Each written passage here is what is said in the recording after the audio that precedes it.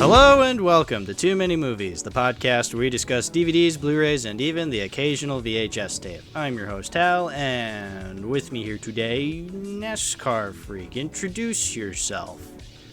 So I'm just your typical movie watcher. I don't have much to say. I'm just ready to get into the Shyamalan Ding Dong. Shamalama Ding Dong. Shazamalan Ding Dong. Yeah. Zakos, I don't know. Welcome, dude. You were very apt with wanting to talk about a couple of Shyamalan movies today. You wanted to describe it as the Shyamalan Spectrum. That is correct. Elaborate on that, why don't you? So let me start with a quote. I can't remember who said it, but in a nutshell, he talked about how watching The Sixth Sense, which I know we're not talking about today, but he said that The Sixth Sense wowed him so much that even despite all the crap that he has made since then, that he will still arguably watch any Shyamalan movie that comes out because he has to see if he has it in him to kind of recapture that lightning in a bottle.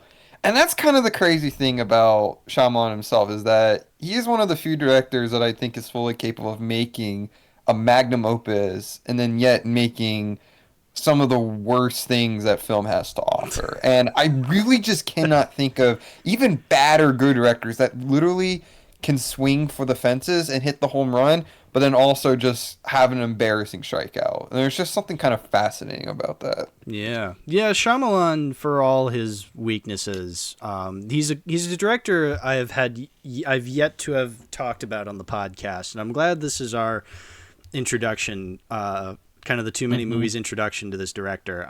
Shyamalan, I think, is a very fascinating director. I feel like he has like some really special movies, for good and for worse, you know, and then we're gonna be talking about those today. Yeah, and you described it as like the Shyamalan Spectrum. Yes, I did.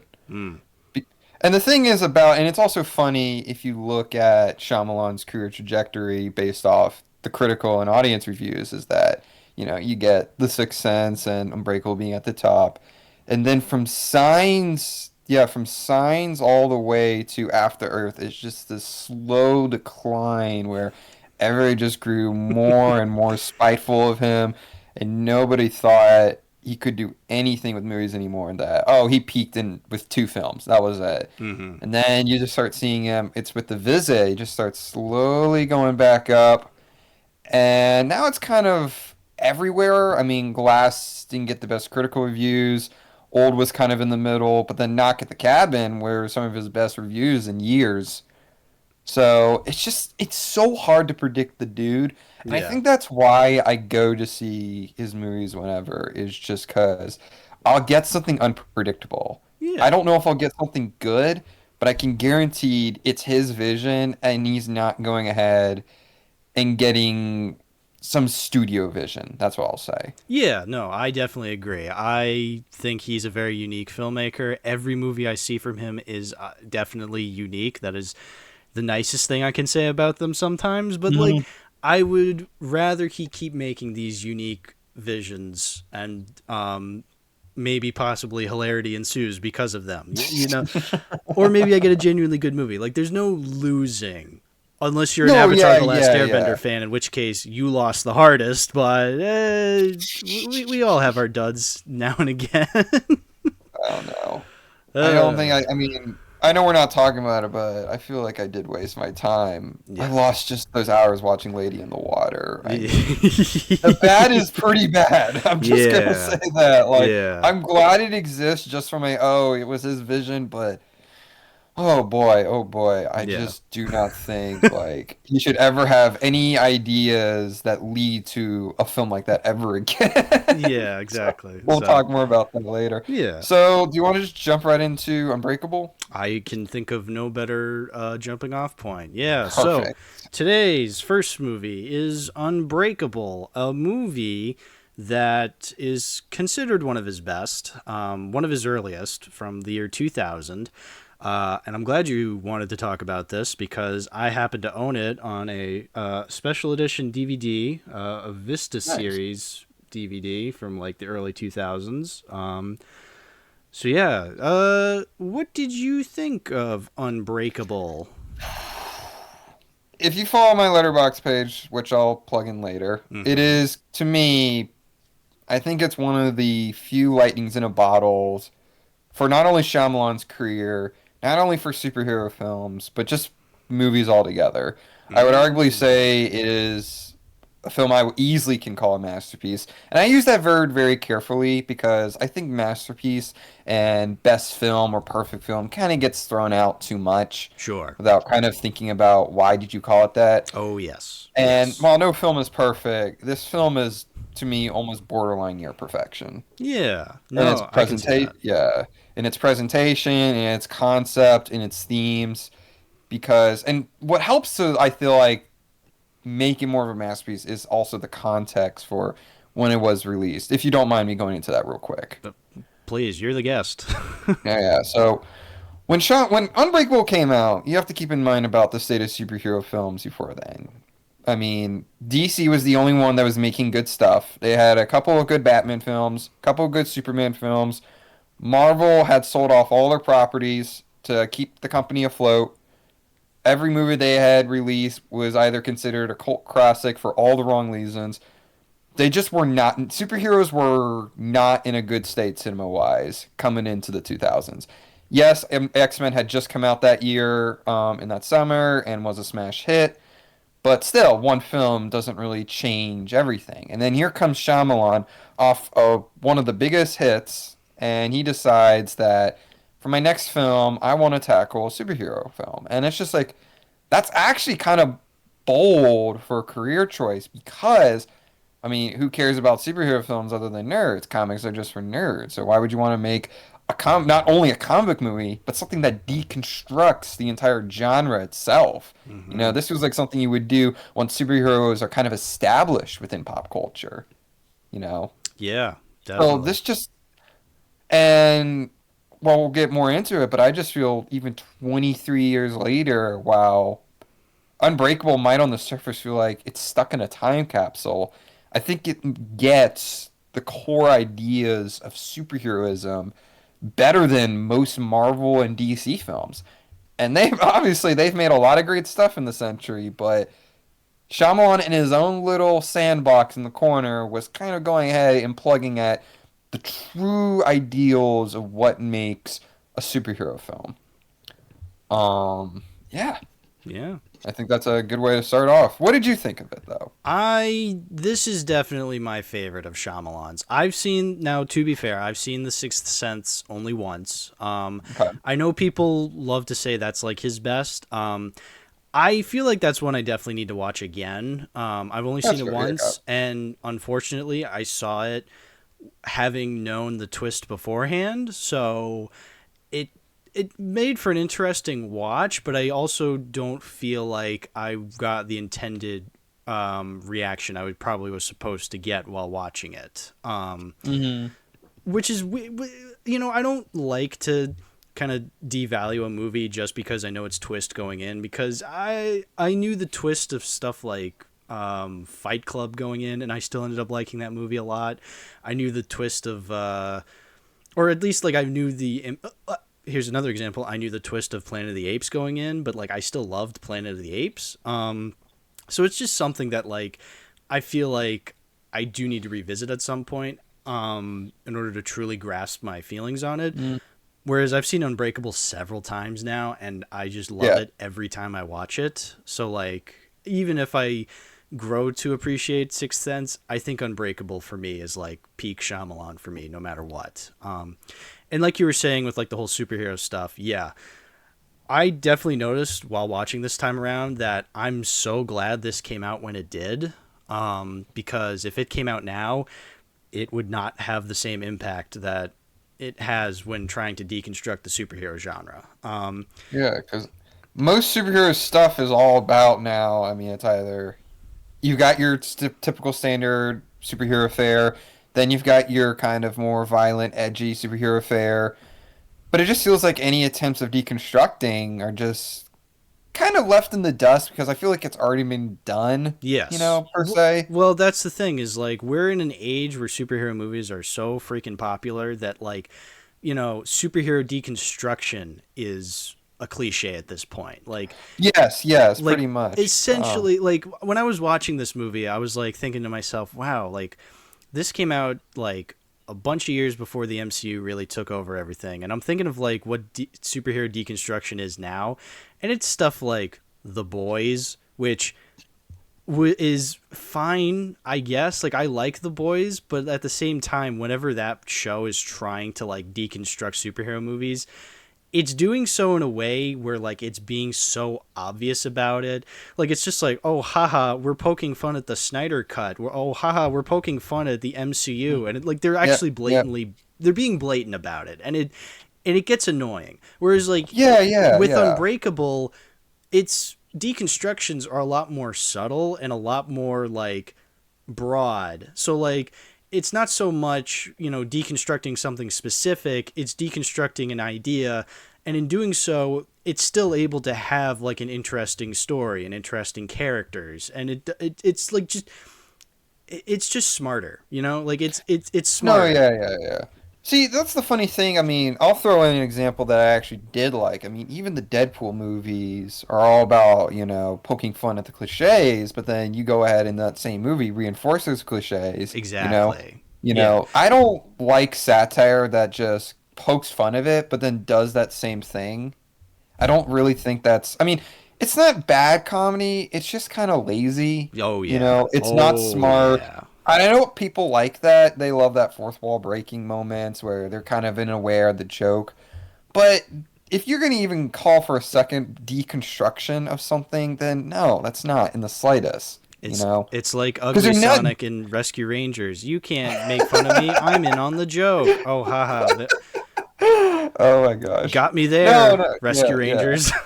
Yeah. But I mean, for those films, I guess you could say in the context, like since they're more comedic based, it works. But if Unbreakable were to do the same thing, where it was kind of calling out these kind of conventional comic book tropes, and then doing them in a more sly manner, like a wink, wink to the audience, the film would fall apart instantly, and it'd probably be a failure. Yes. You know, the tone matches its deconstruction. Yes, very much so. And you know, like if a movie's going to take itself seriously, it should do so in a way that, again, reflects the tone. And I think it does so in a very impactful way. Let's talk about like the actual characters themselves, like, you know, Bruce Willis and Sam Jackson, because they're what makes this movie work really well.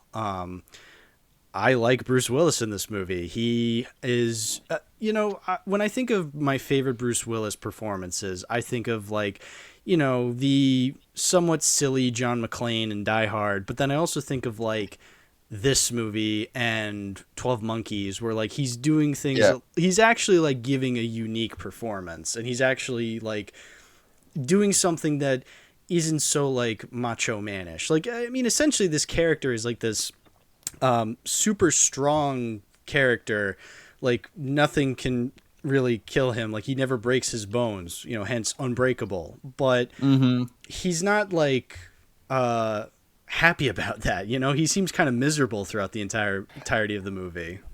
Well, he is miserable, and this is the funny thing when you start dissecting David Dunn as a character, and you have to pick up on this really carefully. So before he even is aware of this, remember, here's how I put it. So I'm going to throw a quote from Tarantino when describing what Unbreakable is about.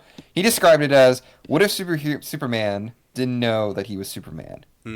See, this entire movie is an origin story for David Dunn. Yeah. And him coming into the hero, you know? But the thing is, like, he has the powers, but he has to spend this entire movie trying to remember what he has, because he's kind of blocked it out, you know. Yes. In a sense, it's his trauma that he has blocked out, and that's why the inverse. I mean, we'll get to Elijah Price in a little bit, but his weakness is not only the water itself, literally, but he is also weak in the mind. Yes. You know, his mind blocking out his durability and his strength, which is ironic because he also has the ESP. So yeah, he has extra senses. He's strong, but just mentally, he's just not tough. He's afraid. He's almost fearful. Yeah. Cowardly, in a sense. It's kind of pathetic, really. He is kind of pathetic when you really think about it, which is funny for like a heroic character. I mean, our heroic character, the first scene we see him in, he's trying to hit on a woman while he's still married. Like, you actively see him pull his wedding ring off, and you're just like, oh, this dude's a total scuzzbag. But then, like, as you...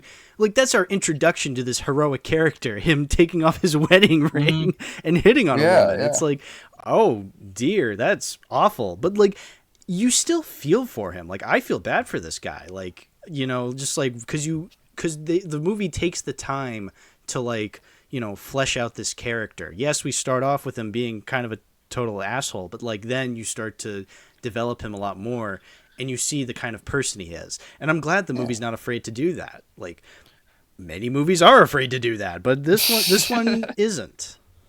No, yeah, totally. I mean, the thing about Dunn and his quest is not only, you know, building into a hero, but it gets into this idea of purpose. This is one of the brilliant things that Unbreakable plays with, is that not only about what defines a hero and villain, but what defines a man's purpose, you know? Yes. David Dunn, throughout pretty much his entire movie, is sad, but not in a like close sense, oh, he's a sad person. He's sad because there is something in him that is unfulfilled in his life. You know, you could look at it, his failing marriage. You could go ahead and look at it as he's not where he is career-wise, you know. His aspirations of being a quarterback are thrown out the window due to injury. You know, he's just a sad, purposeless person. And here comes along somebody that's telling him, well, you have these abilities that make you who you are. This is who you are meant to be. And by the end, I mean, I'll throw this in. Like, Price asks him, Elijah asks him, tell me, David, when you woke up, was that sadness still there? And he's like, no. Because for the first time in his life, he is kind of connected with a part of who he is. He is connected with his powers, in a sense. He's found his purpose. The very thing that he has tried to block off his entire life, he is now reestablished. And that in itself gives him his purpose, not only to be a hero, but a purpose for living. Yes, definitely. Well, it's interesting that you bring up Elijah Price, because if we really want to talk about the purpose thing, that dude got dealt a pretty bad hand then in terms of purpose. This is where purpose gets even more muddled and interesting, because I actually think David Dunn's arc is phenomenal, but Elijah Price is even more heartbreaking, mysterious. Because here's the thing, Elijah's motivations are not to find Dunn's purpose. He could not care less about what Dunn means if it relates back to who he is. Because that's wherein Elijah Price here's the thing. We know the twist by the end. Right. But he knows in his mind the moment that Dunn has survived, he has found him. He has found his own purpose. He knows right there, I am the villain. I am meant to be the inverse to Dunn. I know it. Because he has tried in vain to go ahead and find his purpose. He's brittled. He's a wreck. He just has no reason to live, he feels like. And here comes along, and he feels like he has to kind of play his hand. He has to go ahead and find this opposite end of the spectrum. And he doesn't care what it takes to do that. He doesn't care about the number of deaths. He knows that since Dunn knows who he is, he knows who he is as well. He is Mr. Glass. And he is the opposite of Dunn, the villain to his hero. Yeah. And that's like really screwed up, because he feels that he has no choice but to be the villain. He never says it directly, but there's almost a sense that he is forced to be a villain. Yeah, exactly. You know? Yeah, no, that is really like one of the most interesting parts about this movie, is the idea of this character kind of taking the idea of, purpose and fate and, like, you know, our place in the universe, and warping it in such a way that he's just like, I'm meant to suffer because I'm the villain. Like, this is what I was supposed to be. And you're just like, oh dear. Yeah. Oh well.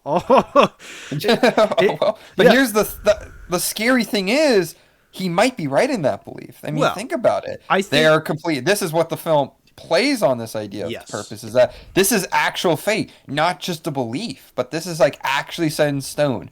That Dunn is this durable hero with extrasensory perception and powers, and Samuel L. Jackson is this broken body, but yet genius mental, and they are destined to be two sides of the same coin. Yeah. Well, that's the interesting thing about this movie is that it doesn't. I don't think it truly, takes a side in how it wants to portray fate and destiny. I think it is doing so in a way that you're getting the different perspectives on it. Like you're getting. Yeah. But I think I like that about this movie. I like that it's not telling us; it's showing us two different perspectives on the whole fate and destiny thing.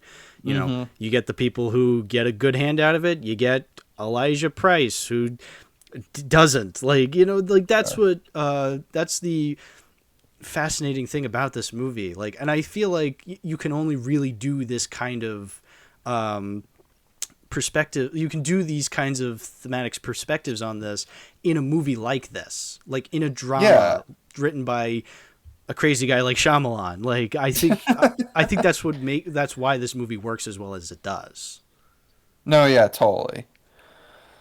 The thing was, here's the thing about nailing this tone was, it had to, here's the thing. Because it could have gone in a bajillion different directions that could have made it completely fall apart. Obviously, you can't go the more sly or satirical route, because that goes ahead and breaks the complexity of both Dunn and Price himself. Yes. But you can't really make it an action movie, too. And Shyamalan has actually admitted this in later years. He is not an action director. He has talked about that. That stuff is not me. He has never been, even in, well, I don't want to talk about Glass, but there's a reason that movie has very little action in it. Yes. And the stuff that it is very grounded based. I mean, you could just look at the final fight in this movie between the Orange Man and Dunn. Yeah. It's just him choking him. That's all it is. It's still shot very well, though. It's shot, no, but that's the beauty and, well, why did I say beauty? I meant the genius of it. Yeah. Is that it strips away all the fantastical parts of what makes a comic book, and you just get the pure brutality of just a man choking another man to death. Yeah. Saving the day. Because here's the thing, you can still get away the same themes of heroism, whether it be Superman, laser eyes through this or flying through the sky, and the same themes of heroism with a man just choking another man. They both have the same intentions. You know? All that Unbreakable does is just strip away those irrational feats of strength or powers, right, exactly. And that's why I prefer seeing these kinds of themes in something like Unbreakable rather than seeing it in something like an MCU movie or like the DC movies. I'm pretty sure Zack Snyder was trying to do that in Man of Steel, but we all know how that happened. I need to watch those movies. Here's another thing in there also. Price says this in the movie when he and Dunn are meeting for the first time. He talks about how comic books are this form of history, passing down. Yes. Yes. Like in the same way that the Egyptians did, the Greeks in their mythology. If you look at comic books in Shyamalan's world as the modern myth, this idea of mythology being used to kind of explain things that, trying to find our way in the world. That's what all myths have in common, is that they are made to kind of explain things in our own world. Mm-hmm. If you look at if you try to go ahead and look at the comic book in the Unbreakable world, the line between their grounded world and the comic book, and this is what it postulates, is it's closer than you think, Mm-hmm. Oh, in comics, there's Superman flying and laser eyes and super strength. There's nothing like that could happen in our world. It's too far apart. It's too fantastical. Unbreakable looks and says that line might be a bit closer than you think. Yes. There isn't people that fly. There isn't people that can lift buildings. But there are people that can see things that they shouldn't. Mm. And they have unordinary strength that they should not have. This line between myth and realism is so blurred together that I just love that kind of... See, it's too far apart, and I feel like for most super films. I mean, they're not interested in kind of blurring the line between the myth and man, essentially. Yeah. But just the fact that Unbreakable kind of taps into that, especially, again, as I keep going back to, especially at a time when there was very little good comic book movies out. Yeah, It's just exactly. impressive. It feels like Shyamalan was 20 years ahead of everybody.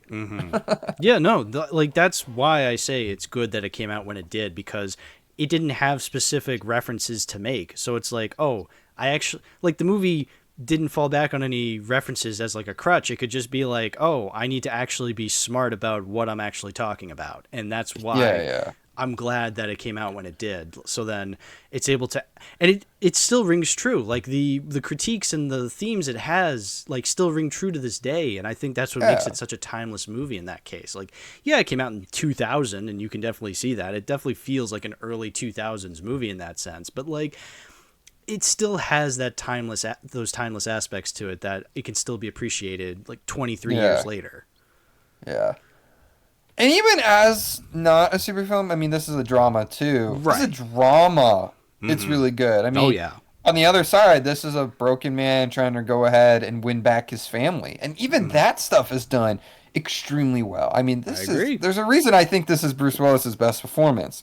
The scene that always sticks out to me is, the gun scene with Joseph. Mm. And the reason that always sticks out to me is just not the fact that Joseph truly does believe that David will not get hurt if he gets shot, is the fact that Dunn plays onto that idea of, okay, well, I'm durable, you can shoot me, but I'm gonna leave and I'm never gonna come back. Because I don't trust you anymore. Yeah, I Yeah. don't trust you. Yeah. Oh my god, that's so brilliant. It's so That's brilliant. so brilliant because I that's like it's yeah. a brilliant parent tactic, I He's used going to ahead and he's playing along with him. You're like, yeah, hey, I am durable, but there's going to be consequences if you do that. I'm just going to exactly. leave.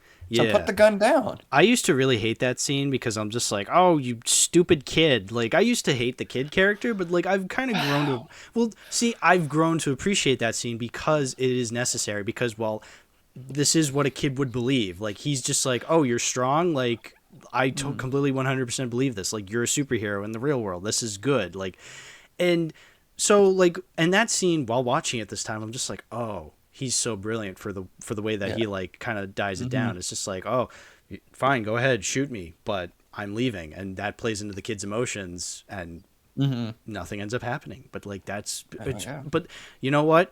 Something does happen. They move the plot along. It's just so brilliant, that scene. I love it. It's one of No, my yeah. favorites. Belief is a long running theme in this movie. Elijah Mm, Price believes in Dunn. Joseph believes in Dunn.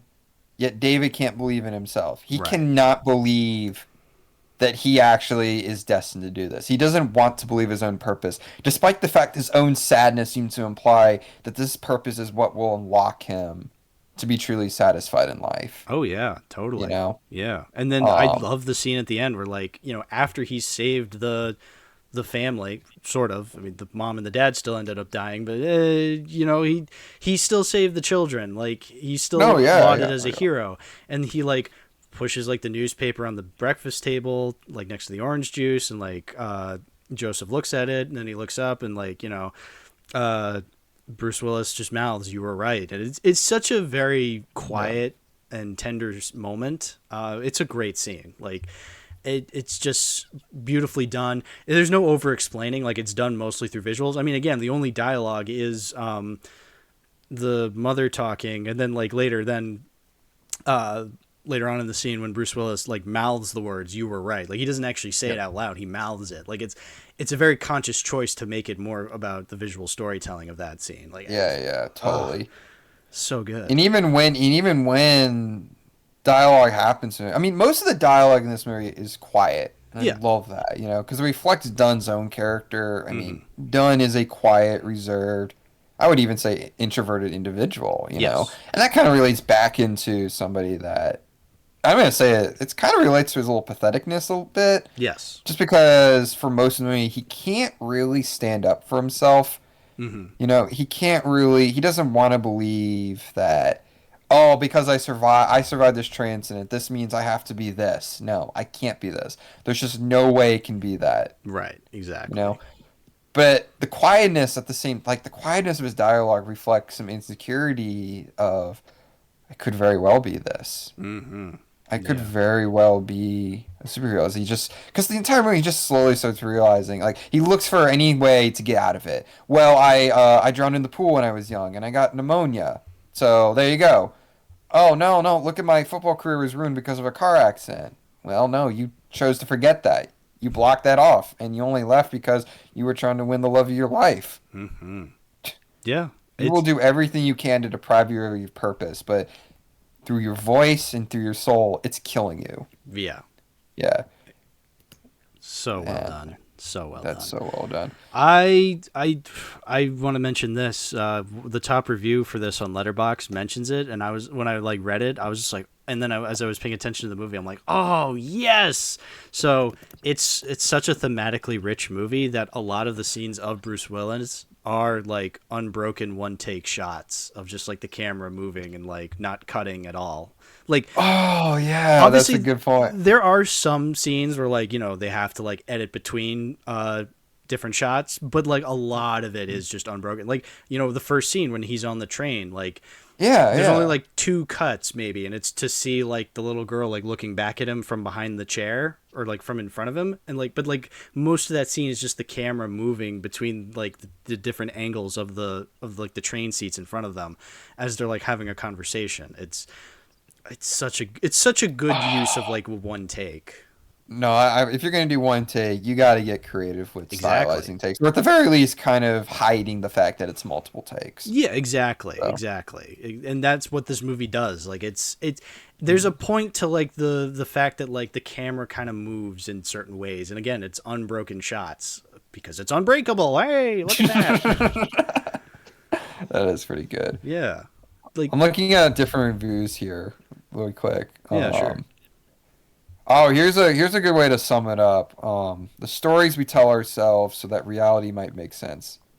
See, that gets back into the idea of just Unbreakable is essentially a myth. In the same way that like Hercules and Zeus. They are myths that were made to kind of explain their own things in the world. Right. So yeah. I love leaning into superheroes are this modern myth. I might sound a little pretentious, but I don't think not enough people kind of do look at that. I mean, dude, Superman, Batman, Spider-Man, they're stories that we tell ourselves over and over again with so many different iterations of it. Yeah. They dominate the box office. These are modern myths, and there's nothing wrong with admitting that. Right. I think the problem people have is that we view myths as like these classic stories, and I don't think anybody wants to consider something like Ant-Man and the Wasp: Quantumania as a classic, Like Well, I'll play devil's advocate on that, even if Ant-Man and the Wasp obviously isn't as good as those other superheroes they mix. Like, they still do belong in the same kind of canon of a story that uses fantastical elements to relate back to the real world. Oh yeah. I mean, I know this, like, I'm getting a little bit into film theory here, but just that's what I really like to analyze out of superhero films is what elements, how are you going to go ahead and exaggerate what can be done in real life to tie it back into our world? Sure. And that's love analyzing.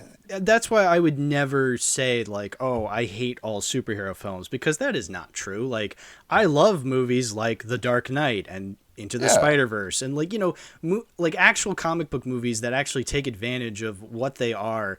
And I would consider like modern day myths. I love The Dark Knight and Into the Spider-Verse because I can see them later down the line being actual classics. I mean, they sort of are at this point, because it's been a couple of years, but like, even still, I would consider them very good stories and actually like with actually interesting characters. And like, I want to revisit time and time again. And I want to spread to different generations down the line. Absolutely.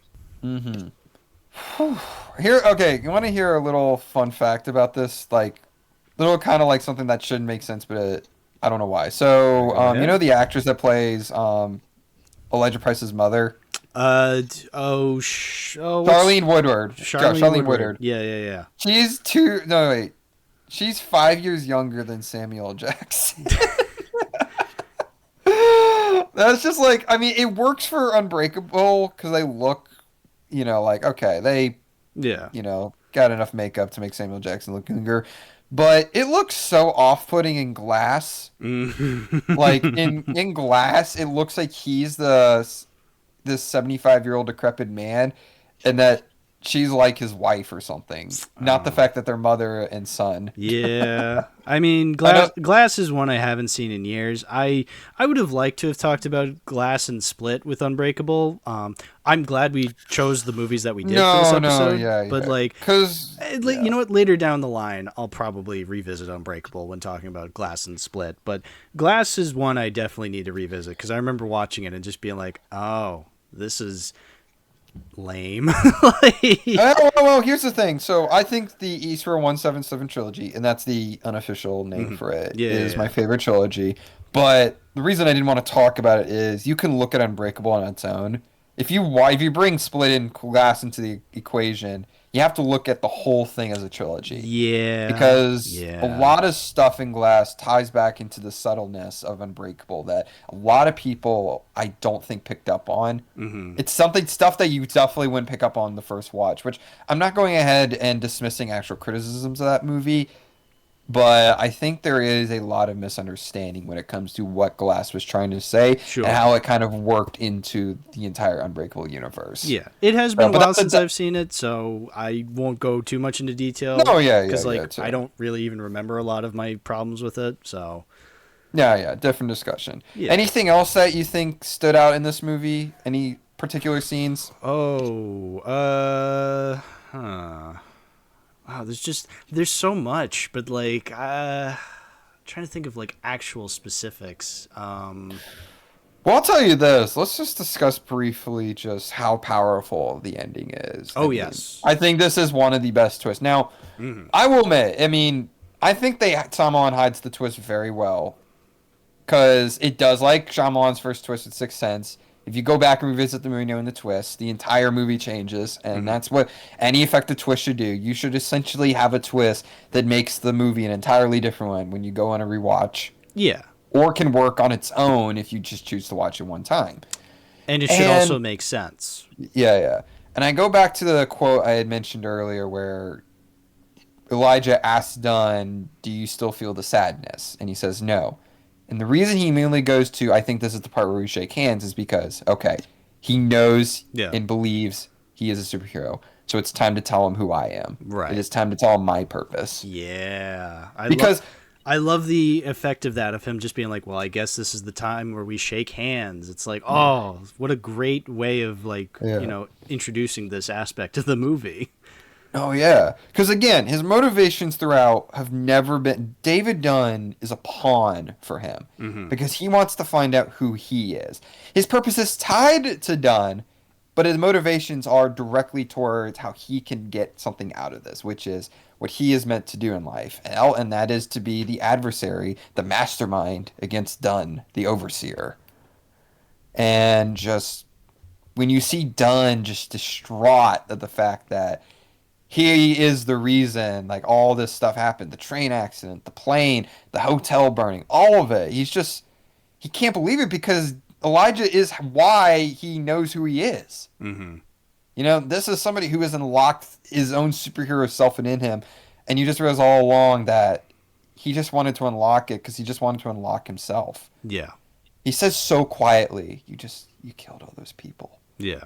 And it's so sad. It's that brief little bit of patheticness that he has had throughout this entire movie. Yeah. And he doesn't get angry. He doesn't rage. He just is somber and then walks away to get him arrested. It's a great way to end the movie. Like they could have ended like if any other hack director directed this movie, they would have ended with the last moment being when he reveals himself to Joseph. Because that's a very tender and sweet moment you end the movie on, but it's like, nope, we're gonna completely slap you in the face with this bitter sweet ending. Well, those last 5 minutes are why most of the themes in Unbreakable are known, because you have to understand Elijah's motivations to understand David's own journey as well. Yes, absolutely. Yeah. Yeah. No, It's just great ending. it's brilliant. It's just a brilliant elevated battle of good versus evil. Shyamalan has a quote for this movie that I've always kind of resonated with. I don't know if I believe it fully, but in terms of the universe, it does. And he talks about, like, he's talking about the superhero archetypes. Good cannot exist without evil, and evil cannot exist without good. They cannot exist without one another. They needed to find each other to unlock who they were. And that gets back into this idea of whether purpose is kind of scary. Like, why would somebody be destined to be the villain, you know? Mm-hmm. Why would somebody be kind of fated to be this comic book villain? Yeah. You know? But it just happened to play out that way. Yeah, it's a unique way of giving that perspective. Absolutely. Yeah, so absolute masterpiece. I love this film so much, and I just think, like, look, there's been so many great comic book movies. Dark Knight, Logan, Infinity War, Spider-Verse. They're all great movies that understand comics, that have great acting, whatever. But Unbreakable is the only movie that dared to go to the core of what makes up every battle of good and evil in all of those movies. Yes. In all of them. He's the only one that bothered to kind of shovel what is making up these characters and their motivations, their purposes, what is the core of a superhero. And he did it before the MCU and the DCEU even existed. Yeah. And for that, I applaud him. I will applaud him. I think he definitely peaked with this movie in his career. And like I said at the beginning of the podcast, I will watch anything he does to see if he gets even close to doing that again. Mm-hmm. I will watch anything he makes. Yeah. So, all right. I guess we should move on. Well, before we move on, I always like to end off our discussions of the movies with tying it into the collection. So. Oh, okay. Yeah, no, so that's fine. So, as I said earlier, I own this on DVD, a early 2000s DVD, Vista series. It's a very neat DVD because it's one you can like pull out of a like a slipcover, and it like kind of opens up like four ways, you know? Like, you remember those kinds of DVDs from back in the day? Oh gosh, it's been a while. Yeah. So, and one thing I wanted to mention about this, which I thought was really cool when I popped in the DVD and I started playing it, you know how they have like the FBI warnings at the beginning? Yeah, I remember those. So the FBI warning kind of like cracks apart and like breaks apart like glass, and I'm just like, oh, hey. Oh, that's really cool. Yeah, I like when, you know, movies are packaged in such a unique and interesting way, and they're like, they tie into the actual movie. Like, wow, that's clever. More of that, please. Please. Please. That would imply, though, making DVDs good again. Yeah. Well, not... yeah, major studios won't. Maybe the boutique labels might, but, you know, again, Showgirls 4K. I'm stuck with it now. I'm actually not that much of a physical media collector, personally. Yeah. I know I should get into that, just in case, you know, streaming's just going to collapse on itself. Well, they've been doing a very bang-up job of ensuring that, you know?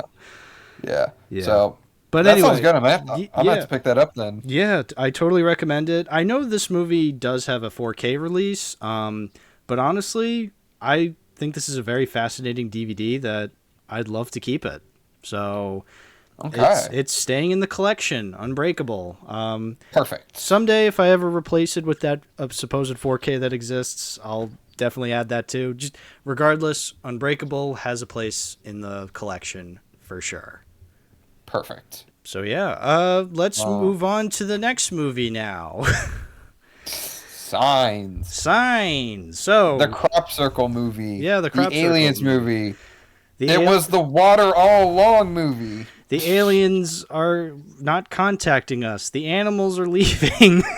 Oh gosh. So we wanted to talk about Unbreakable as the good Shyamalan movie. Yeah. Now let's talk about a very split down the middle Shyamalan movie. One that some people either like, some people don't. It's somewhere down the middle. The movie that proclaimed him as the next Spielberg. Oh, brother. Oh, brother, indeed. So, I had never seen Signs. I think I watched the Nostalgia Critic review years ago, and I remembered literally nothing about it. So, I'm glad you recommended this, because this was my introduction to this movie. I was able to discover it. I think it's very apt that we chose it as the Shyamalan movie split down the middle, because that's literally me. I'm split down the middle with it. I like some things. I don't like others. Let's talk about it, I guess.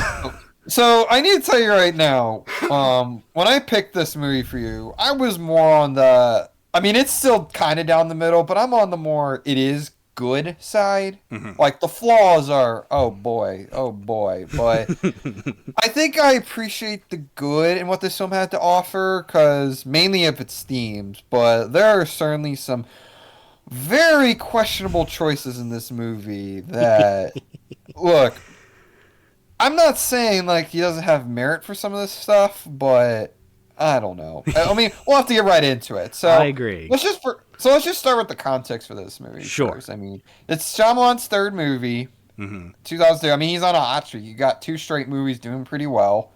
So I'm kind of glad that he decided for the next film he did want to take on aliens, because I mean, I'm going to say it. I'm going to do the positive right now, but this is a unique take on the alien film. I agree. It's not conventional in the slightest. Nope. For better and for worse, yes. It is not conventional. I am glad.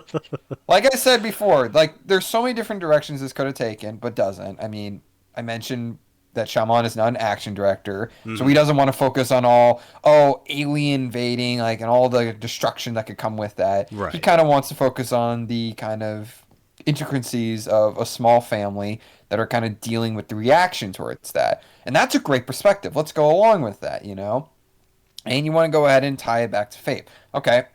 So we'll start there. But so as for good, yeah.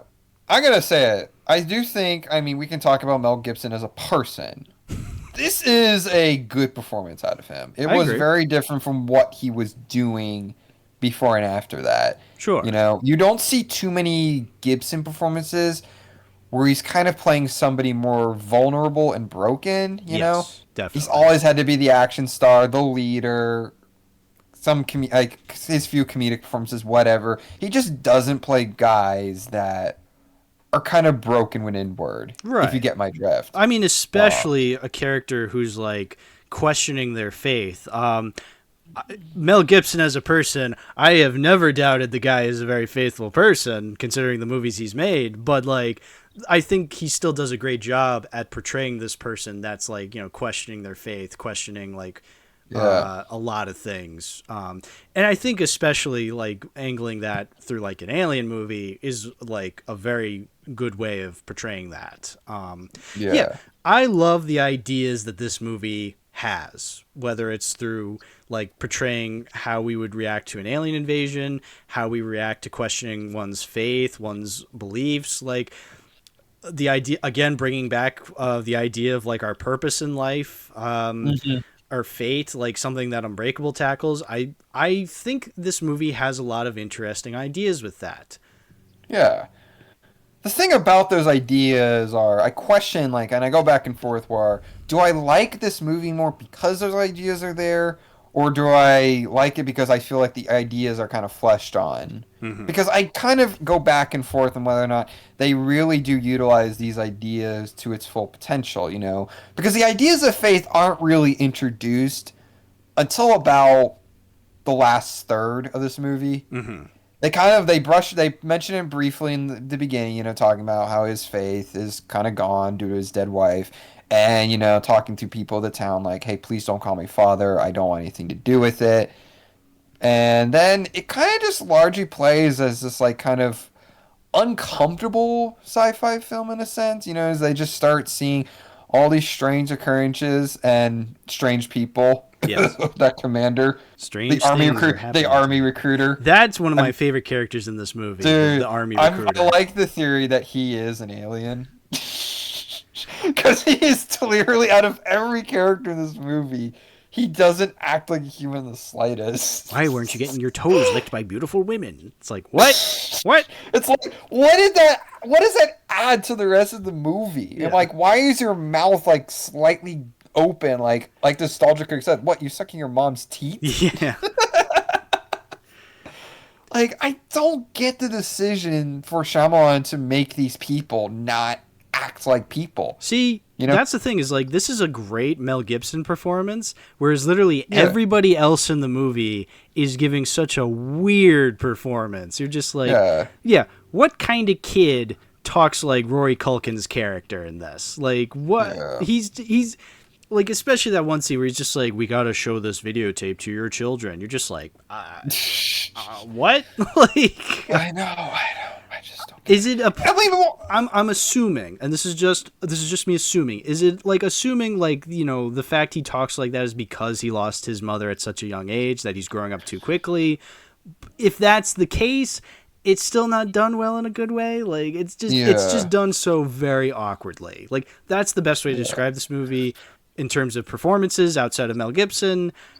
Awkward. Yeah. I just don't get it. I mean, Joaquin Phoenix in this movie is kind of normal, but he's still kind of weird too. Remember that scene where he's well, here's the quote. He's like, more in this crop stuff is just about a bunch of nerds who never had a girlfriend their whole lives. They're like 30 now, and they make up secret codes and analyze Greek mythology, make secret societies, and he's like, and I'm just like going, why are you talking to somebody like that? What the heck? The nerds were right. This is a child. Why are you talking at him as if you are the crazy one here? And I like Joaquin Phoenix. I think he can be a very good actor. And he's better in the next movie Shyamalan would make. Yeah, I still haven't seen The Village, but I'll take your word for it. But like, no, he's better in The Village than in Signs. I'm gonna say that. Okay, that's sounds about it. Because the thing about Joaquin's character arc is that he's not relevant until the ending, where the stuff with Faith kind of ties back into it. He's largely just kind of there just to be the brother. You know, I keep kind of claiming that, but I'm being serious. I mean, you have this arc about how he failed out of the minor leagues and then couldn't go pro, blah, blah, blah, blah. But you only do that so you can serve a means to the end itself. Yes. You know? You're building this. Joaquin Phoenix is billed as the second main character, but you don't develop him in the slightest as the brother. There's not a lot dealing with their relationship itself. Because, you know, you have a different character at the beginning kind of explain what he's about. Like, they have that exposition scene where he's just like, oh, Merrill, he likes to swing no matter what. And it's just like, oh, thank you, random person who we'll never see again in the entirety of the movie. And then, we'll swing away. But, that's the thing is like, okay, so his purpose, so he's essentially proven right for wanting to always swing, because that's kind of, that's like seen as his character flaw, quote unquote, where it's like, oh, he swings no matter what. And then that ends up helping him in the end. So it's like, oh, what was his arc then? Being proven right? Like, again, it's a bad character that serves as a means towards good themes, which again they kind of tie together. You'll see what I mean when we talk about that. Sure, but he's not a good character. He's not a terrible character. No, but as serving the story, he's just kind of a waste. I've never felt like you could. I like the scene later on in the movie when, like, you know, it's like Mel Gibson wakes up one morning and like he goes downstairs and he sees Joaquin in the closet, like watching the TV, and he's just like, he's like kind of crazy because he's been watching TV for like the past 12 hours, and like, you know, he's wide-eyed and red-eyed, and he's just like spewing all this information that he's gotten from the TV, and he's like, I didn't want the kids to see too much TV, and like meanwhile he's going like insane, just spewing all this information he's learned from the TV, and like even when Mel Gibson walks away, he's still spouting it out because he's trying to get it out of his mind. It's like that's a great scene, but what does it really say about him as a character? It's not enough to save. It's not enough to add anything. Exactly.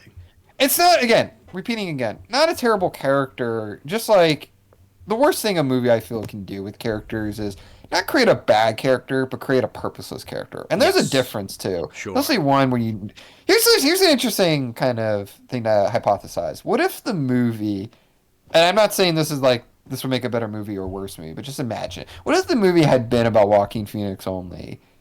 And you kind of incorporate both faith, but he is this baseball player that kind of failed out. And you keep the philosophy of he always swung. And because he failed out of, baseball together, he lost his faith and didn't think there was any purpose for him. And then he kind of realizes, like, the swing away philosophy is what's used to save the day. What if the movie had been about that?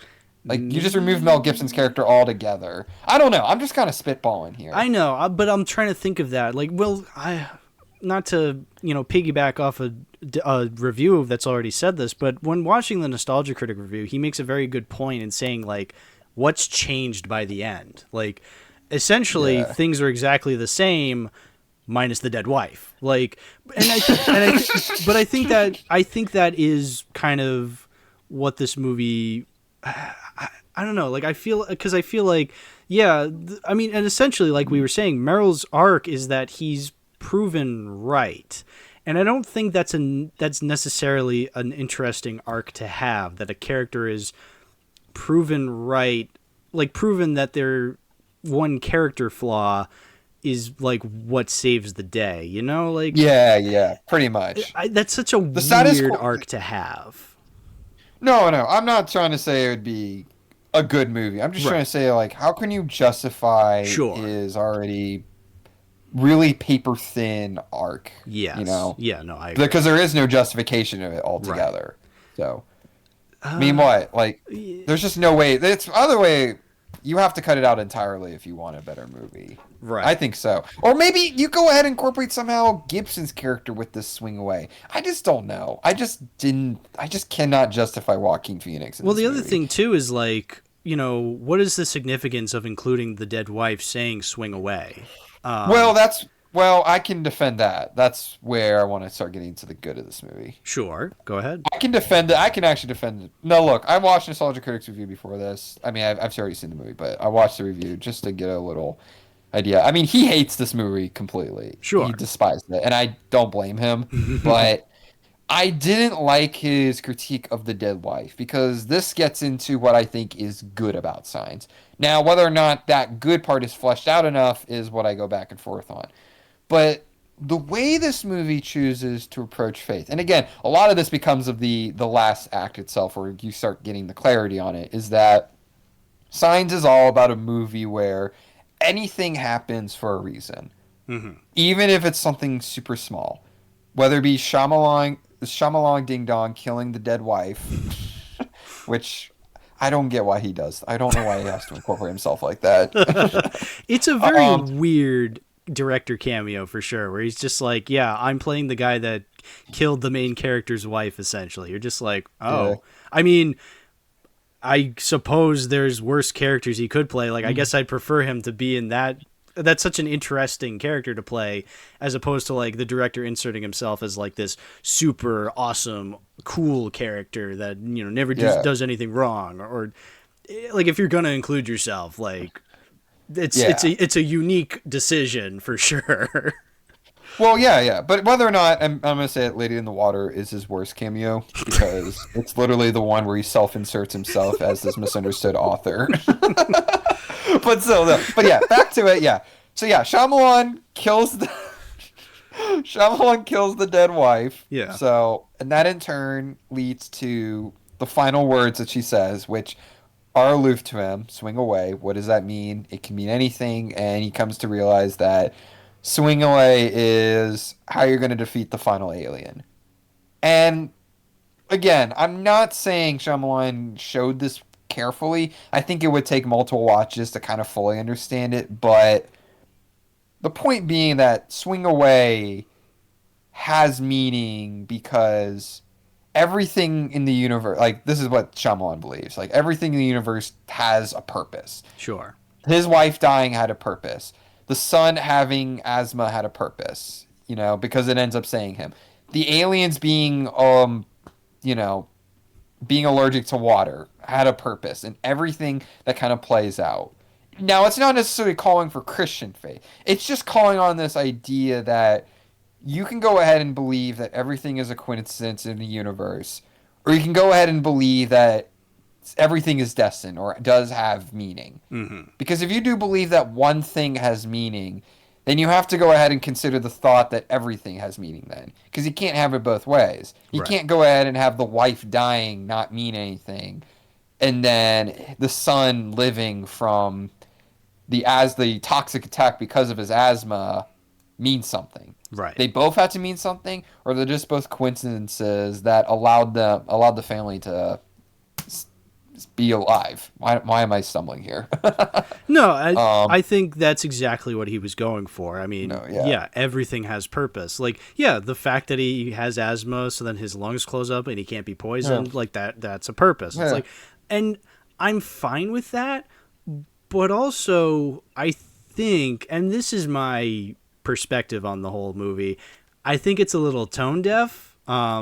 Because, you know, the idea of, like, the wife dying, it's like, oh, there was a purpose to that. It's like, okay, cool. My wife is still dead. Like... No, it doesn't take the pain, obviously. But this gets into some interesting questions. But see... Just does some actual... Hold on. It gets wrestle some actual spiritual questions, you know? Like, sure. Does this death actually have a purpose, you know? Because we don't want to... Like, obviously, death is painful. Yes. And for the lives that grieved, it is. But...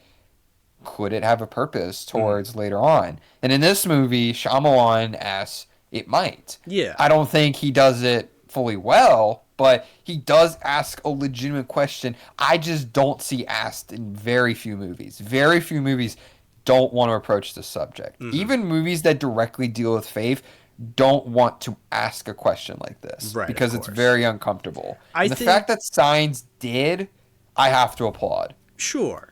You know what? I can appreciate that. Again, like I've been saying, I appreciate the ideas that this movie is tackling. I just, when it comes to the dissection of fate and destiny, I much prefer Unbreakable's approach to it. Oh yeah, totally. Because I feel like Unbreakable gives like different perspectives. Like it actually dissects both sides of the same coin on that.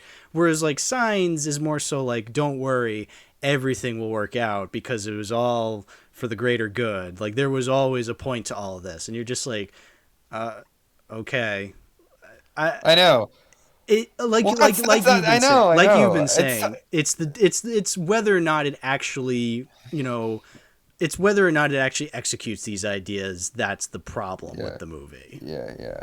Again, faith is about believing in something you don't understand, believing in a higher power that even if you don't see what it could all mean, you believe in it because you have this faith that it will all play out correctly in the end. Sure. And that's what like Gibson's seen this entire film, where the son lives, the aliens are defeated, that, okay, all these signs pointed to the fact that there was a purpose behind everything. Mm-hmm. Even my wife, Steph, even though it doesn't make sense, I'm going to go ahead and have faith in that. Sure. And he returns to being a priest. Again, people want to criticize that because like, oh, what, you saying his wife dying is a good thing? Like, what? And it's like, no. It's not saying good. It's saying, was her death possibly purposeful? And possibly the reason that they all lived in the end. Yeah.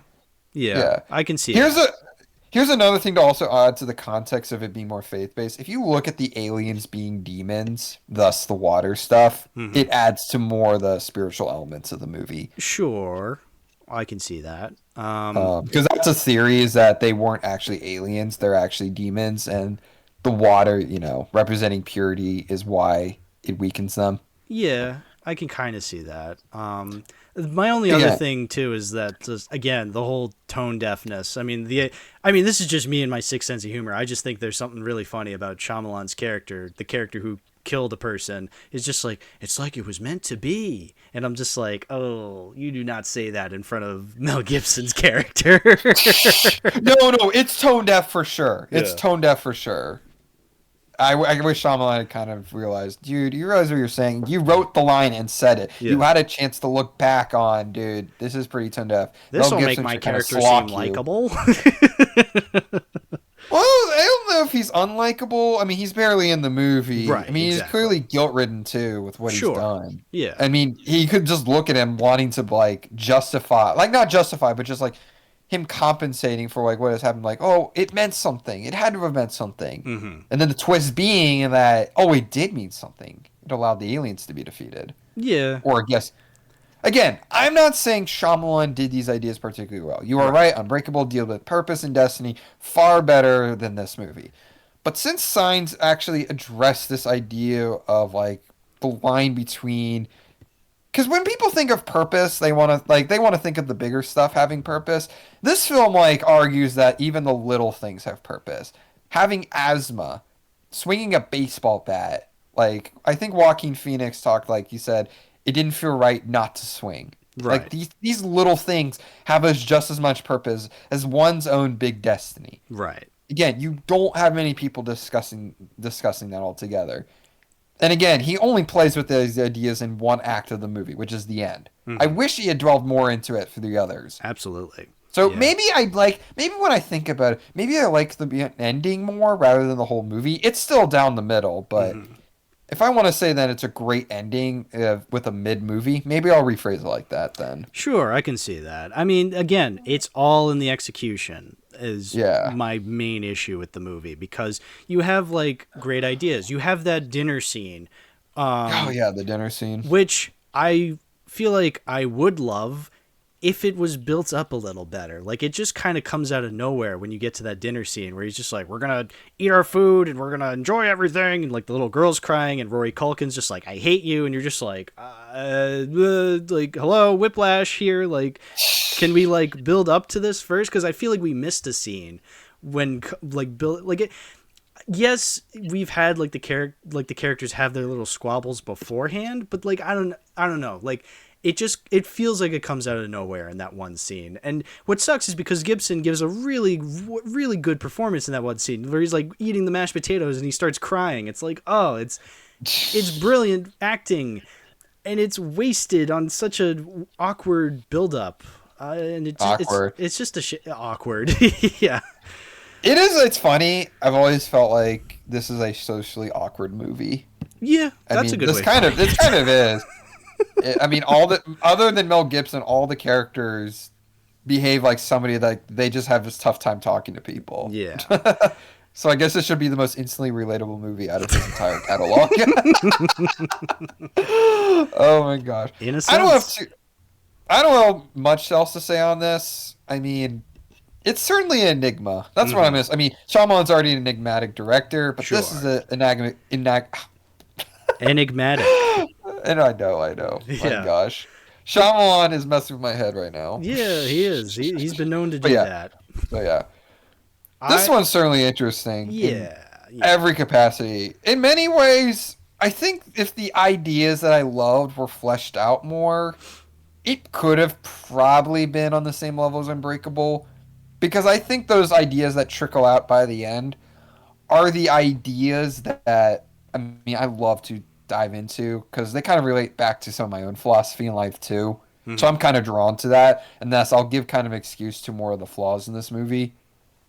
Sure. Because nobody else is talking about them.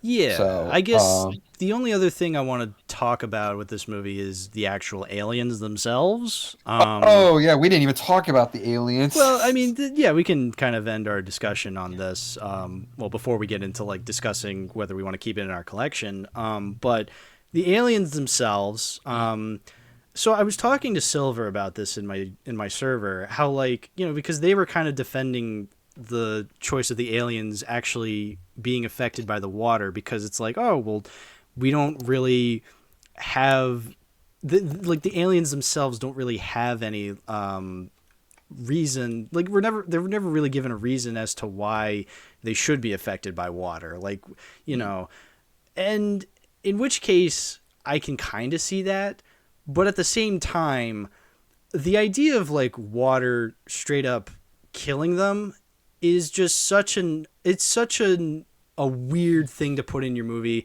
and you really have to be smart with dealing with that, because it's like, I mean, again, to bring up Unbreakable, that's David Dunn's weakness is water. And so like, you kind of have to think about, and you end up trying to think about that logically. You're just like, okay, can he not drink water?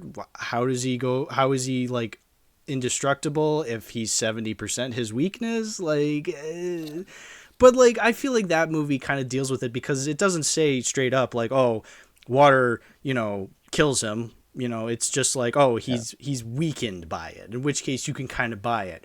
Whereas in here, they're just like, oh, water pours on them and they disintegrate. You're just like, okay, Shyamalan, like that's kind of a big thing that you like. I know it's supposed to set up like because Abigail Breslin's character is just like, oh, I don't want to drink this water because there's dust in it, and like that's why you have like all the glasses of water all over the house, and so then it's like, oh, now the alien's totally fucked, and you're just like, okay, but still.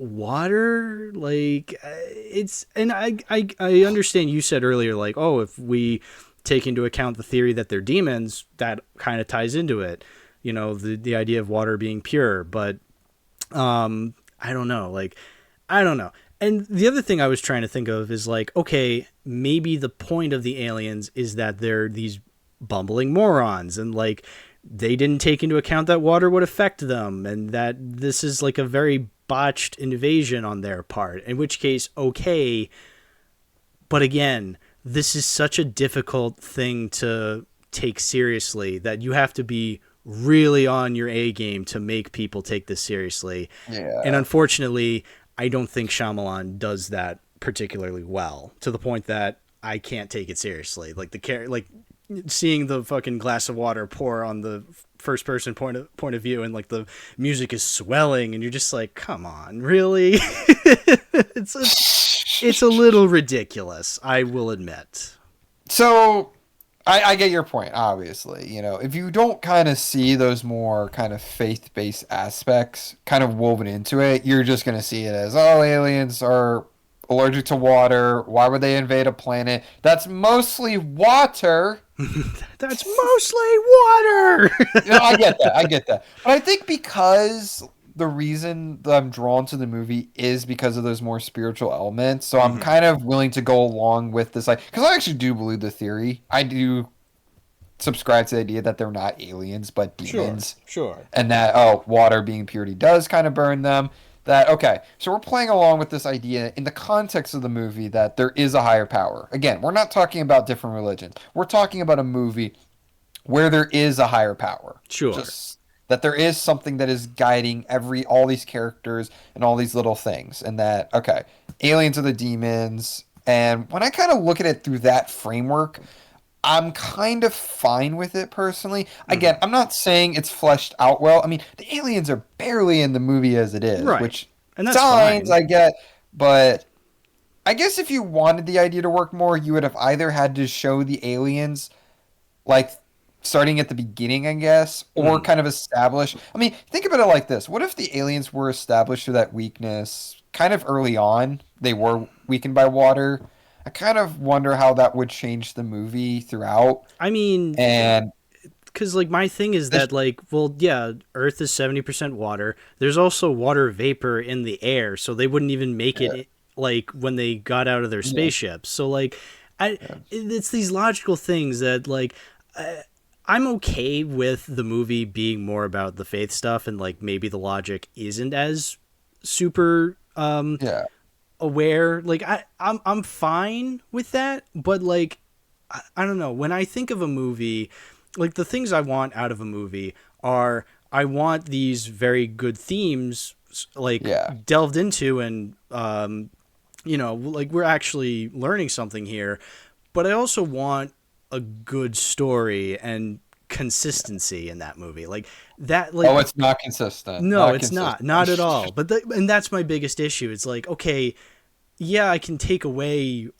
these certain aspects, these certain themes and allegories, if you will, but why should I have to trek through this if I don't care for the characters, if I don't care for the world? Like, I need that balance. That's a good point. That is a good point. I need that balance because it's why I despise movies that like throw their allegories and symbolism at the forefront. And it's like, okay, yeah, you're a very clever movie, but like, there's nothing here to ground me into this story so that I don't really care. Like, I appreciate what you're going for. I even sometimes agree with you. Like, there's plenty of movies I agree with their themes and messages, but I don't care because they're not really fleshing out the characters in any interesting way. I will admit, Signs is one of the better movies I've seen, with this issue, but it's still an issue nonetheless for me personally.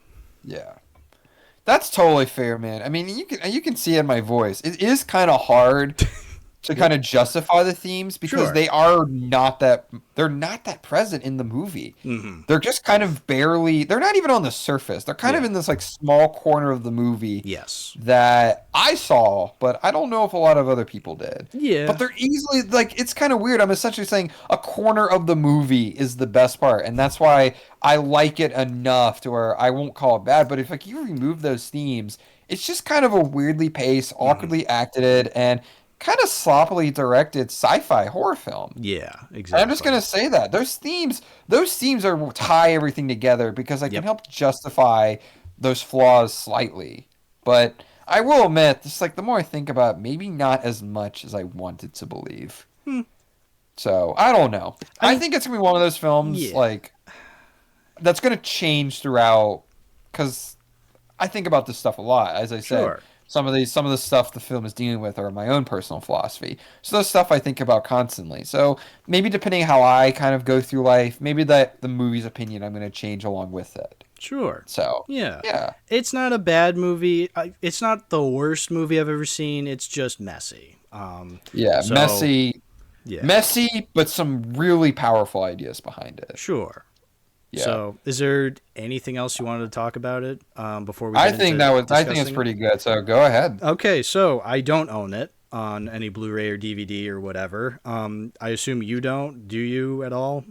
No. Okay. Well, unfortunately, I can't really see myself returning to this in any real way that I'd want to keep it. So, I think this is something that will never enter the collection. But if you out there think it would for your own collection, by all means. Like, I think this is worth watching at least once. I'm glad I watched it. I'm glad you recommended it. But yeah, I just can't see this entering the collection at all because it just didn't connect with me. If I want to be entertained by it again, I'll watch the Nostalgia Critic review again. I'll look up the clip of the army recruiting guy and just be baffled by how come you didn't get your toes licked by beautiful women? Like that line has not left my mind ever since I saw this. I can't get it out of my head. It won't leave. What was Bro cooking with that?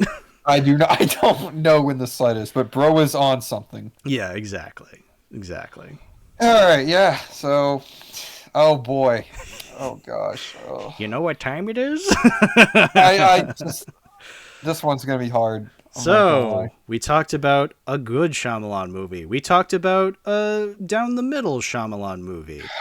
Now, I believe it's time for us to talk about something that is happening. How about what the fuck is happening right now? Yeah, so let's talk about a movie that I feel like most people are familiar with Shyamalan. His bafflingly absurd movies. I'm just gonna straight up say it. The bad movies, the bad Shyamalan movies, like the complete shit. The reason Nostalgia Critic made an entire month dedicated to this guy. Exactly, and I think this was the best movie we could have chosen for this, and that movie is The Happening. The only reason I asked The Happening was because I would have had to watch Avatar if I wanted to go even worse. And I'm like, I just can't. I love Avatar. Yeah. And I can't bring myself to do it. I sat through The Happening and I still felt like I wasted my time. And I don't say that too often with movies, even with bad. I'm like, well, I watched it, so what? Yeah. With The Happening, I'm like, why the fuck did I sit down and watch this? Well, to bring up The Last Airbender, one thing I noticed upon this rewatch was there was a bit of foreshadowing, because at the end of the movie, the little girl has an Avatar The Last Airbender backpack, and the next movie Shyamalan made after The Happening was The Last Airbender. So good job, Shyamalan. You really did a number there. All right.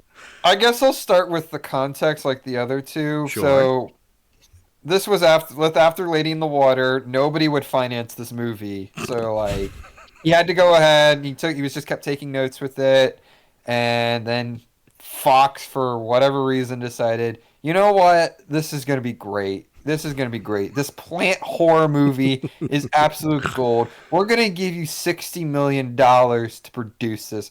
And you're gonna make it R-rated because, of course, this is gonna be your first R-rated movie. Was it really R-rated? This was his is rated first R? R-rated project, and I just, out of everything he could have made, why the fuck was this R-rated? I mean, Why? yeah, I get well, I get why. I mean, like the suicide scenes are unintentionally hilarious. But I swear to God, I thought this was PG-13. Oh my God! I don't know. Wow. Do they say a lot of F-bombs in this movie? Maybe. I kind of forgot. I don't remember. I just you could honestly tell me this was PG-13 and I'd believe you. Like there's nothing. It's the series. I guess so. I guess it probably is. There's more blood in this compared to other Shyamalan movies. I don't know. It's not particularly done like, oh, it's so, because like the only scene I can think of where like the R rating was probably just right. Remember that scene where the kids get shot? And it's pretty graphic. Oh, that's right. They shot the children. Oh yeah, what a great scene, shooting children off the deck. So, yeah, okay. So here, yeah, I want to say this. Yeah. So there's been a recent reevaluation in the last few years that this is a movie that deserves to be given the benefit of the doubt because it plays more as a B movie rather than something that was meant to be taken seriously. Like, oh, it's a B movie that's a metaphor for climate change, you know? It's goofy, it's silly, it's supposed to be that way. So why are we treating it as if it was actually trying to be serious and had something to say? And here's what I'm going to say. Fuck that. Fuck that. I do not care if this was meant to be a B movie, okay? In fact, we're going to go over what makes a B movie before we get why this is not a fucking B movie in the slightest. Sure, okay? Absolutely. Yeah, no, tear it apart, please. Okay. Just a second. Here, do you agree with that sentiment? Like people saying, "Oh, it's meant to be a B movie." Well, here's my thing. I hate that excuse. I hate when people are just like, "Oh, it's supposed to be bad." You're just like, "Okay, it's still bad." Like it doesn't matter what the intentions are. If the movie's bad, like it doesn't matter. It still sucks. Like it's not a very good movie. And also, oh god, I cannot stand revisionist history when it comes to like people going back and being like, "Well, maybe this movie that was, shat upon wasn't all that bad." It's like, look, I get it. Some movies were dealt a bad hand in the past. I get it. Like sometimes movies that were given a lot of bad reviews originally are not as bad as we might have thought.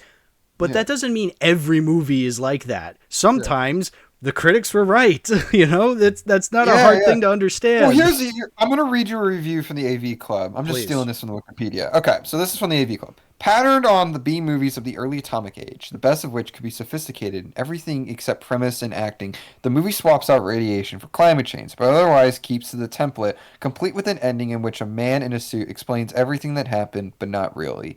See, that makes it sound like there was a little bit of cleverness with it. That Shyamalan had this great message for climate change that he wanted woven in within it, like in this funny and satirical way.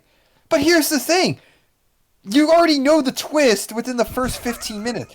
They spill out that it's the fucking plants, and then they try to reword it later as if they didn't know. But besides the fact that Mark Wahlberg was already told it was the freaking plants. Yeah, Hot Dog Man told him it was the plants. He's like, it's the plants. Oh, Hot Dog Man. Yeah. Oh, I love Hot Dog Man. Should have gone. Movie should have been about him. I know. I love Hot Dog Man.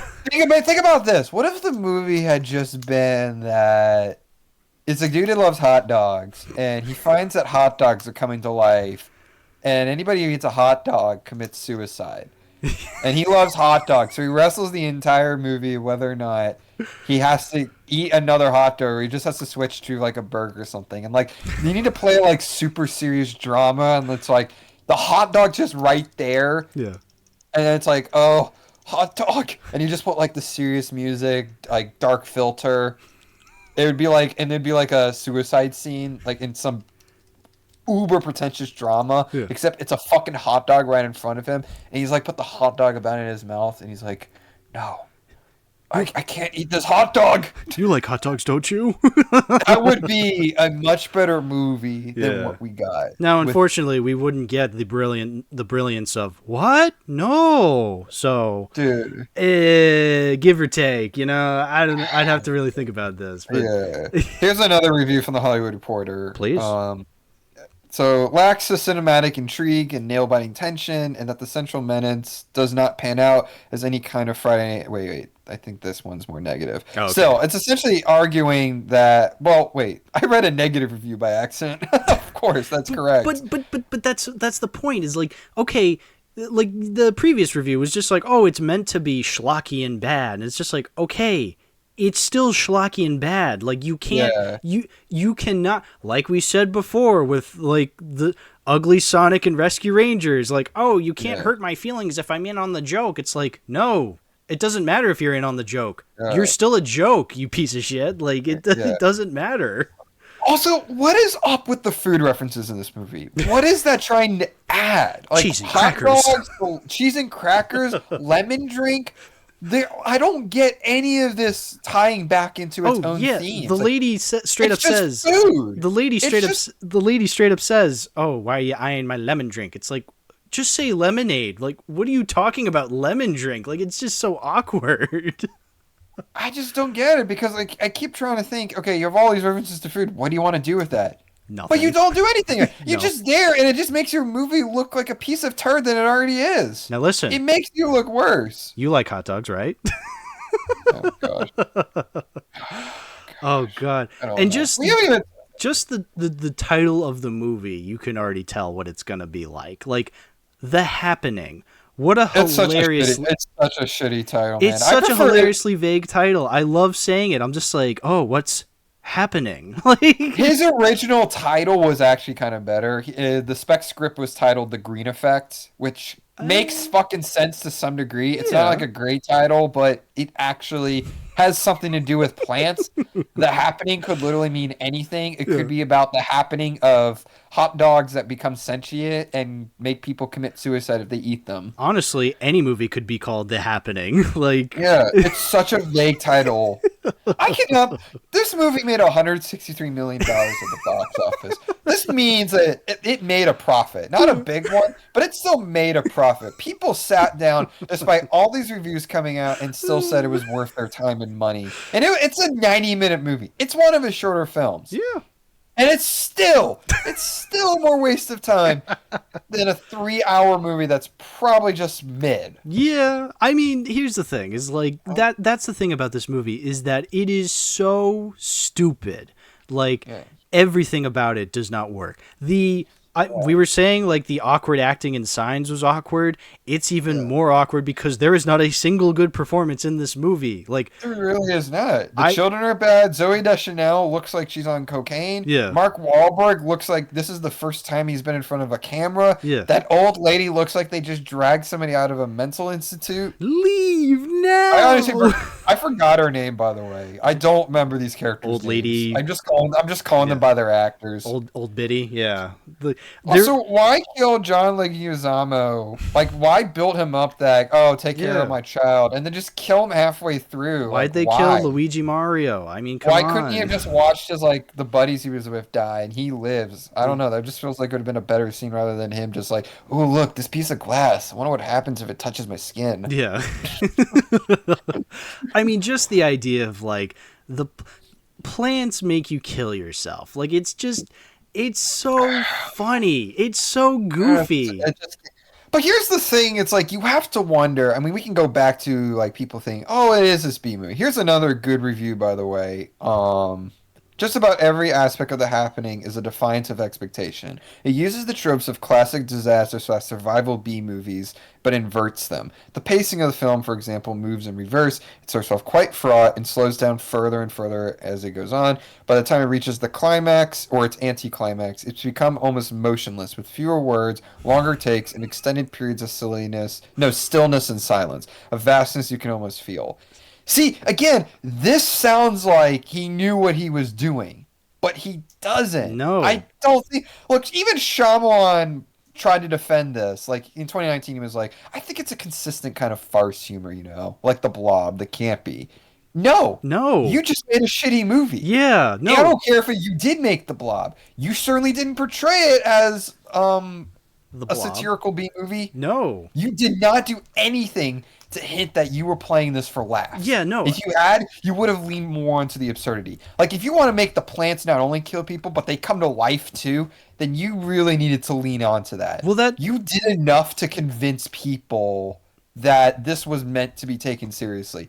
It's so you were just trying to go ahead and use this like middle ground to say, well, it could have gone in this way. No, it's like, no, it's so obvious you were going the serious way. Exactly. I not believe you for a second. Well, here's the thing: if it did go into like the comedic side, if it like really went into the farcical and comedic side of that, it would not have worked at all. It would have been embarrassing because. Well, it would have been embarrassing, but no, but like it would have made for at least a slightly better movie. No, I mean, everybody has maybe.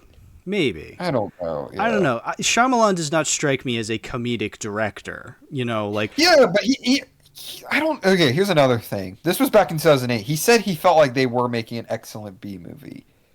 I don't see it. No, I don't see it because I haven't watched a lot of B movies. I'm not gonna lie. I have really want to spend my time. I mean, what's one of your favorite B movies? Give one off the top. Do I have to choose? Just pick one that just sticks out to you. Oh God, that's a very good question. Anything. I know. There's so many though. That's the problem. Choice paralysis at its finest. Yeah, I know exactly. No, you know what? Let me take a look at the Wheel Night list I made recently, where there's a whole bunch of B movies on here. Okay, you know what? Here's a recent example. Fungicide. That's a movie. Okay. So there's this What's movie. it called? It's called Fungicide. It's a movie from 2002. It's directed by Dave Wascovich, and it's about a bunch of killer mushrooms. Okay. I'm going to repeat that. Killer mushrooms. Okay. It is hilarious. I love it with all my heart. It is so stupid. But that's the thing. It thinks it's like this clever, like, actually, like the filmmakers tried in trying to make it like this super serious like horror movie about killer mushrooms. Maybe there was like a twang of comedy in there where they're just like, oh, this is ridiculous, but at the same time the filmmakers tried, and that's what makes that movie so much fun, is that it's trying to be this like super serious horror movie, but it's failing miserably because, again, killer mushrooms. Like, it's so ridiculous.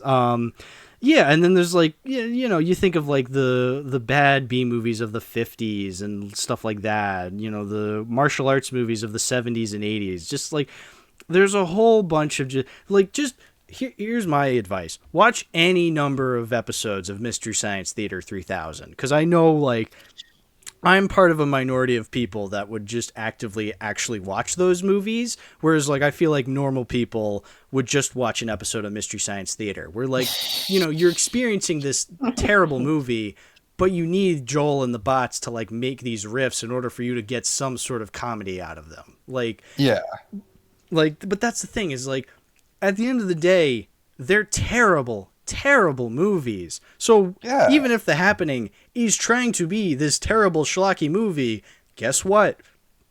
It's still terrible. It's still terrible. Like, it doesn't matter. Again, it doesn't matter the intention. It is so bafflingly stupid that you cannot take this seriously.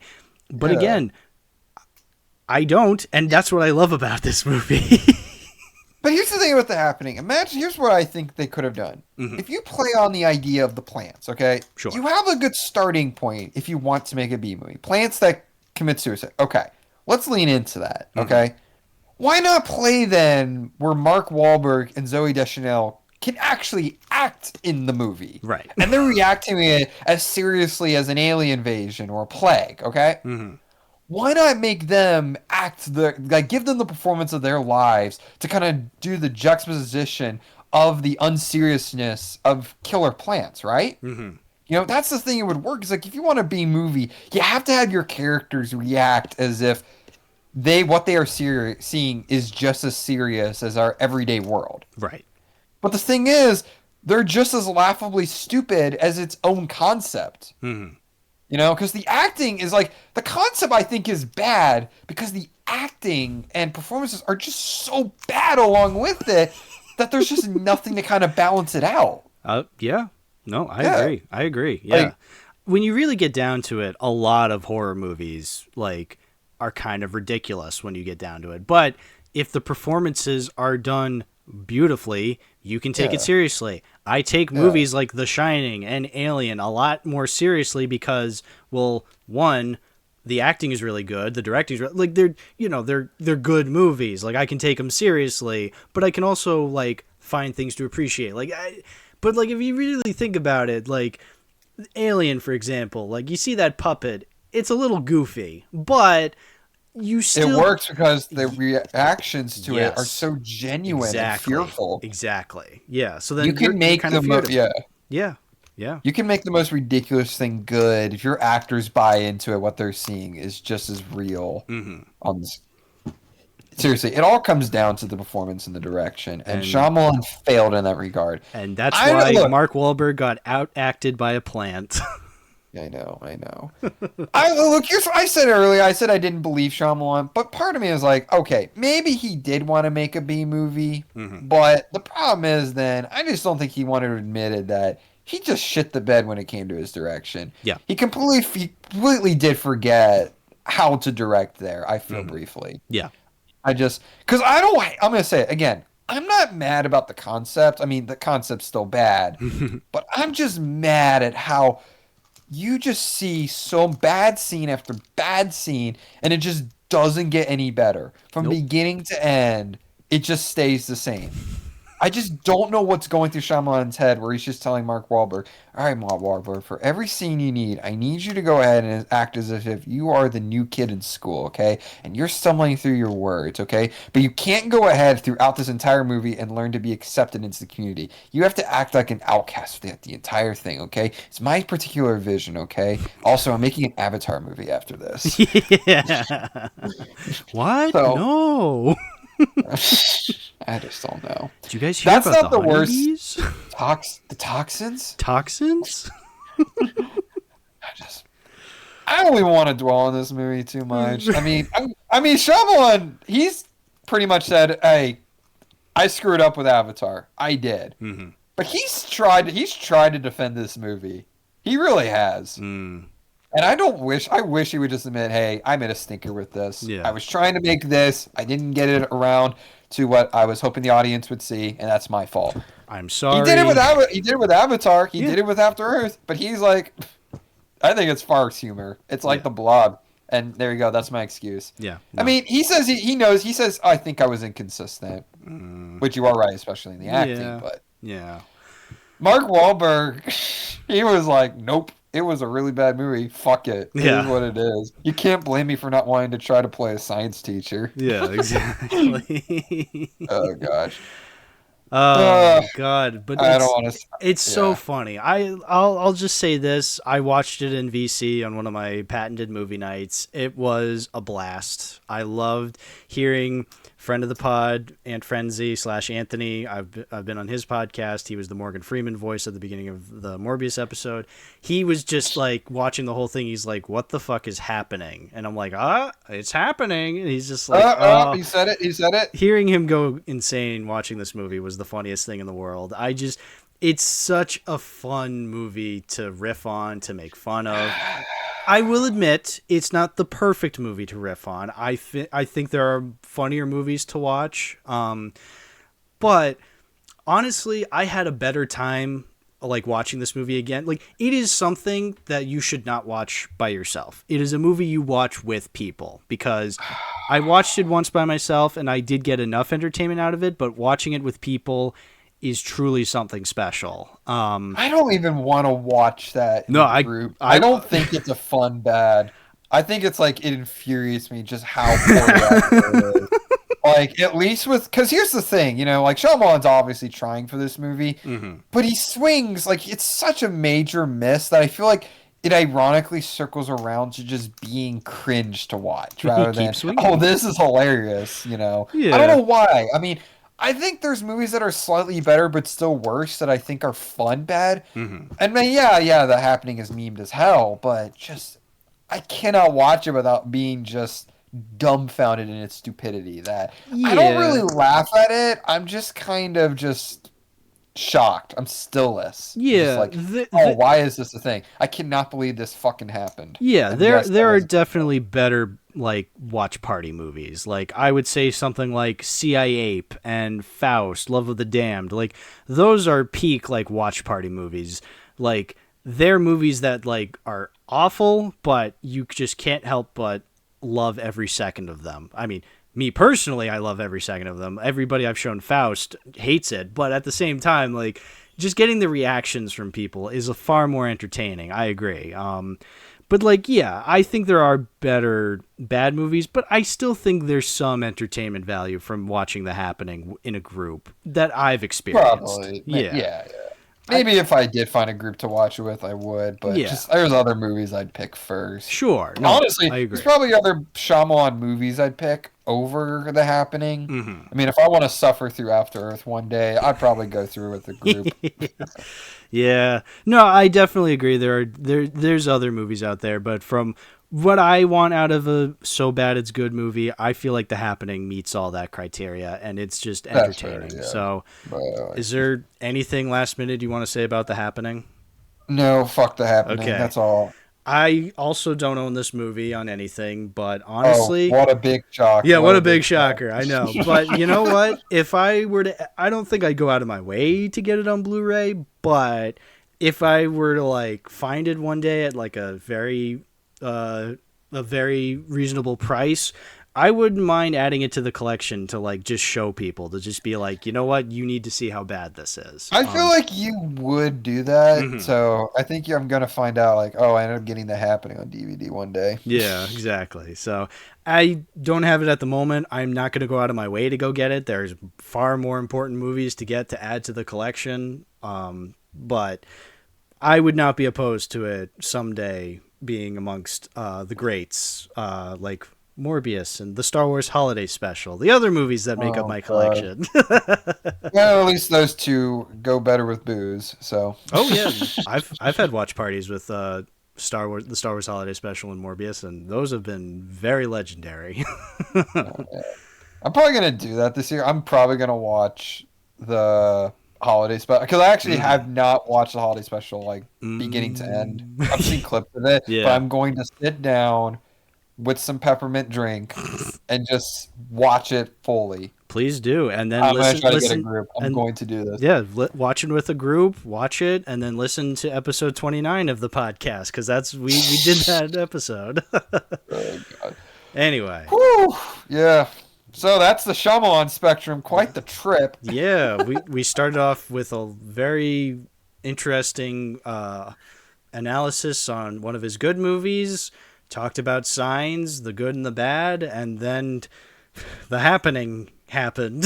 You know, it's funny. We could we won't probably, but we could do a part 2 to this. He has other movies within the same lines of the spectrum. If we wanted to go down this rabbit hole. Oh my God, yeah! I so want to do more Shyamalan movies for the podcast someday. I just don't know when because I have like a billion other episodes I got to get to. Oh no, totally. Yeah. I'm just saying, like the Shyamalan spectrum is infinite. Oh, it is infinite. Absolutely.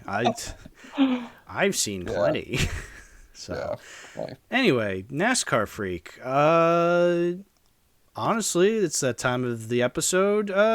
Why don't you shout out your stuff? Where can people find you? Just post reviews on Letterboxd. If anybody's interested, just type in Ethan Hill, no caps. I mean, well, caps. There's no space. Why'd I mix that up? So that's all I really want to say. I'm just glad to be on the podcast today and talk about quite the man. And you don't get to talk too much about a movie where you deal with the intricateness of purpose in a superhero context versus plant suicide and Mark Wahlberg awkwardly talking about toxins. Yeah, the man, the myth, the Shazamalan. Absolutely. The Shazam. What a twist, indeed. What a twist. Yeah. Well, so thank you so much. Oh, thank you for coming on the podcast, and thank you, the listener, for listening to today's episode. If you want to support the show, give a like, give a comment, listen to us on Spotify and Apple Podcasts or on YouTube. That's fine too. Also, keep a lookout for shorts made about the podcast. I'm trying to advertise the podcast through the shorts. Also, sometimes I stream. That's cool too. Yeah, thanks for listening, and always remember, toxins? What? No. What? No. Anyway, bye-bye, everybody.